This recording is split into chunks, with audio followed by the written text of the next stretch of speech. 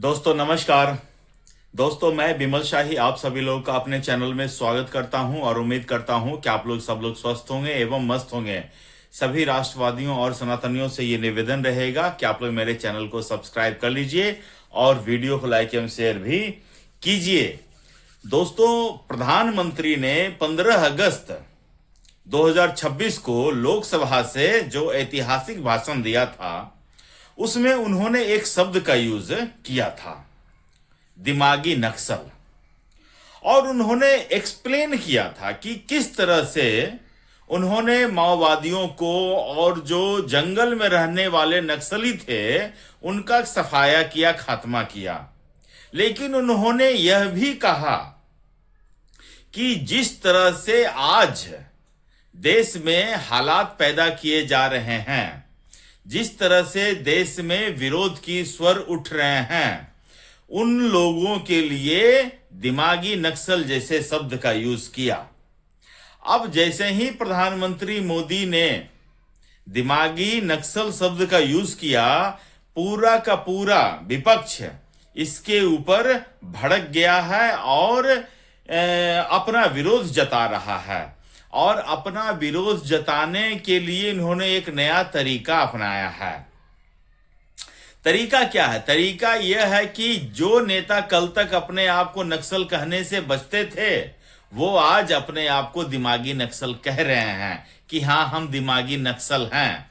वो इस बात को लेकर कह रहे हैं कि चूंकि हम प्राइम मिनिस्टर मोदी से सवाल पूछते हैं, चूंकि हम विरोध करते हैं, सरकार की योजनाओं का, सरकार की नीतियों का विरोध करते हैं, इसलिए हमें दिमागी नक्सल कहा जा रहा है। दोस्तों मैं आपको एक बात कहना चाहूंगा कि इस देश में विरोध करना तो एक लोकतांत्रिक अधिकार है ही, लेकिन जिस तरह से जिस लेवल पर जाकर लोग विरोध करते हैं और जिस सेलेक्टिव तरीके से विरोध करते हैं, उसका इस देश में उन लोगों के बारे में प्रधानमंत्री मोदी ने कहा है एक्चुअली। अब देखिए इसमें सबसे पहले कूदने वाले नेता कौन है? वो नेता है कूदने वाला जिसने एक समय 26 जनवरी के परेड को रोकने की बात कही थी कि हम इतने लोग यहां बिछा देंगे रास्ते पर, 26 जनवरी के परेड को होने नहीं देंगे। वो आदमी का नाम है अरविंद केजरीवाल।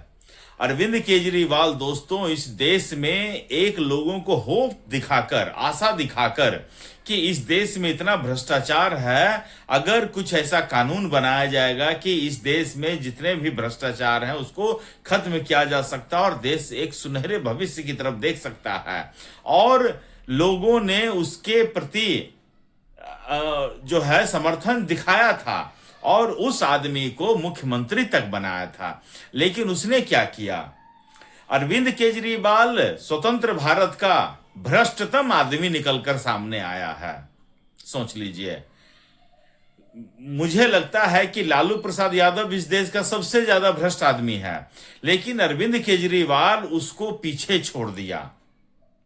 लालू यादव सजा याफ्ता है, अरविंद केजरीवाल मैं ये कह रहा हूं कि सजा से बच निकलने वाला दिमागी नक्सल इसी को कहते हैं कि हम नक्सलाइट वाला काम भी करेंगे और बच भी निकलेंगे। इसी को प्रहार करते हुए मोदी ने दिमागी नक्सल शब्द का यूज किया है।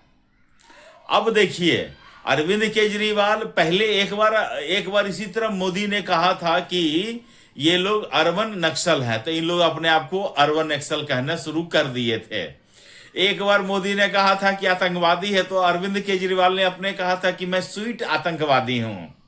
ठीक है ना? ऐसा कौन सा आतंकवादी है जो स्कूल बनवाता है? अरे केजरीवाल तुमने कुछ नहीं बनाया, तुमने लोगों को सिर्फ मूर्ख बनाया है और कुछ नहीं बनाया हो तुम। ओके, उसके बाद विपक्ष के तमाम नेता जो हैं अभी अपने आप को दिमागी नक्सल कह रहे हैं, चाहे वो किसी भी पॉलिटिकल पार्टी को जो इंडी ब्लॉक के सदस्य हैं अपने आप को दिमागी नक्सल कह रहे हैं, बड़े बढ़ चढ़ के कह रहे हैं। और इसी तरह जितने भी पत्रकार जो नरेंद्र मोदी के नीतियों से सहमत नहीं है, वो अपने आप को दिमागी नक्सल कहना शुरू कर दिए हैं या अपने आप को मान चुके हैं कि हम दिमागी नक्सल हैं। अभी मैं एक टीवी पर आम आदमी की प्रवक्ता है प्रियंका कक्कड़, उसको मैं सुन रहा था, तो वो कह रही थी कि हम तो दिमागी नक्सल हैं और पीएम मोदी के नीतियों का हम विरोध करते हैं, इसलिए पीएम मोदी हमको दिमागी नक्सल कहते हैं। ठीक है, मैं ये कह रहा हूं कि दिमागी नक्सल प्रियंका कक्कड़, जब स्वाति मालीवाल को अरविंद केजरीवाल अपने घर बुलाकर पिटाई की थी, तब तुमने विरोध क्यों नहीं किया था? है ना वैलिड सवाल। जब अरविंद केजरीवाल शीश महल बना रहा था, तब तुमने विरोध क्यों नहीं किया था? ऐसे ही सिलेक्टिव दोहरा चरित्र को लेकर नरेंद्र मोदी ने दिमागी नक्सल का यूज किया था, और तुम लोग अपने आप को फिट भी बैठा रहे हो, नरेंद्र मोदी को सही भी ठहरा रहे हो। ठीक है ना? अगर हर गलत काम को गलत कहो, सही काम को सही कहो, लेकिन दोस्तों देखिए क्या होता है कि जंतर मंतर दिल्ली में जब कॉकरोच जनता पार्टी प्रधानमंत्री मोदी के खिलाफ, धर्मेंद्र प्रधान के खिलाफ आंदोलन कर रहे होते हैं, धरना प्रदर्शन कर रहे होते हैं, तो यही दोगला अरविंद केजरीवाल वहां जाता है, उनको समर्थन करने के लिए जाता है। लेकिन पंजाब में यही अरविंद केजरीवाल अपने स्टेट, जो पंजाब में आम आदमी पार्टी की सरकार है, वहां पर जब उनके सरकार में पेपर लीक होता है, चीटिंग होता है, अरविंद केजरीवाल डेफिनेशन ही बदल दे रहा है, कह रहा है चीटिंग कर रहे थे लोग, जो स्कैन करके, पेन में स्कैनर था उससे स्कैन करके क्वेश्चन पेपर बाहर भेज रहा था।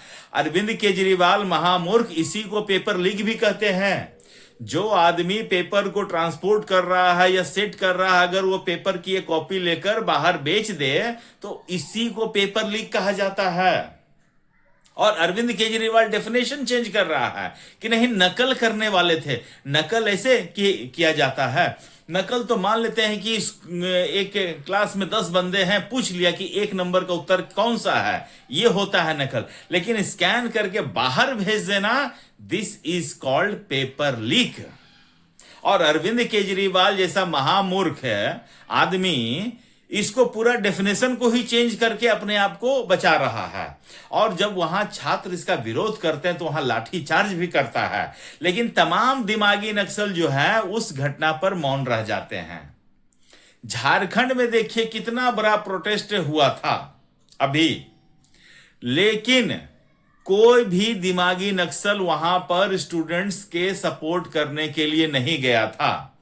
वहां पर जिसकी सरकार है, जेएमएम की सरकार है और कांग्रेस के समर्थन से सरकार चल रही है, वहां सिर्फ एक स्टेटमेंट दे दिया जाता है कि दैट इज रॉन्ग, जो झारखंड में हो रहा है वो रॉन्ग हो रहा है, गलत हो रहा है। तो जब दिमागी नक्सल जो है इस तरह से बर्ताव करेंगे तो क्या दूसरे को दिख नहीं रहा है? कॉकरोच जनता पार्टी के जो कॉकरोचेस हैं, अभिजीत दीपिके हो गए हैं, सौरभ दास हो गए हैं और एक रंका करके है, ये तीनों तिलचट्टे जो हैं जंतर मंतर पर छात्रों के प्रोटेस्ट तो दिख रहा है, लेकिन झारखंड में छात्रों को प्रोटेस्ट नहीं दिख रहा है। इसको जैसे ही झारखंड का नाम ले लो तो इन तीनों तिलचट्टे के देह में दर्द होना शुरू हो जाता है। तो अब अपना तुम दिखाओगे कि तुम नक्सल हो, दिमागी नक्सल हो, दिमाग से खेल रहे हो, लोगों को बहला रहे हो, भड़का रहे हो, उनको प्रवोक कर रहे हो, और ऊपर से तुमको कोई कहा भी ना जाए, तो ऐसा नहीं चलेगा। दोस्तों, आप मुझे कमेंट करके बताइए कि आपको क्या लगता है कि दिमागी नक्सल जो हैं उनको दिमागी नक्सल कहना चाहिए या नहीं चाहिए। कमेंट करके बताइए और अपना ख्याल रखिए, स्वस्थ रहिए, मस्त रहिए। तब तक के लिए नमस्कार, जय श्री राम।